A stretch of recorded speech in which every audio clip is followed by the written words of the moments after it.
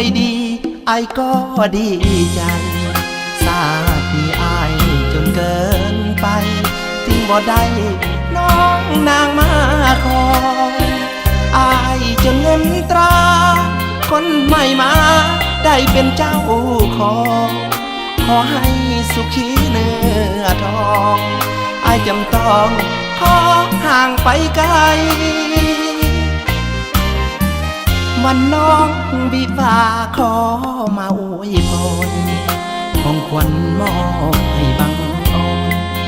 กับคำอวยพรด้วยใจ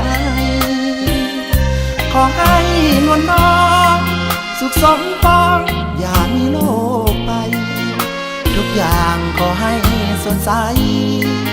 เหนื่อยไปสู่การละนานหลีกทางให้น้องบ่ต้องกังวลเพราะอายมันจนยอมทนเพื่อน้องได้ดีสำหรับตัวอายจะขอไกลจนสู้ชีวิตตามผมลิขิตศาสตร์นี้ศาสตร์นั้นขอพบน้องใหม่อายแสนดีใจได้มาร่วมงานขอให้หักกันยืนนานคนหมดบ้านก็มาอวยพรนับจากวันนี้น้องจะมีครอบครัวทาวรศาสตร์นี้บ่ได้เคียงมอนขอจากงามงอนลาน้องไปไกล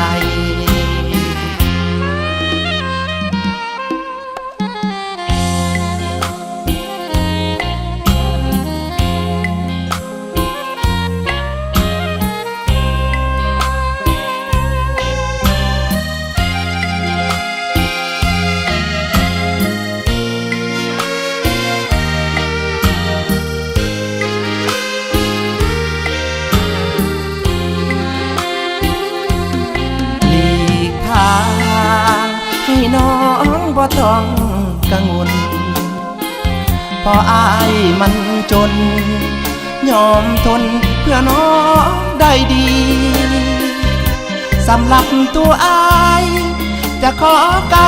จนสู้ชีวิตตามผมลิขิตศาสตร์นี้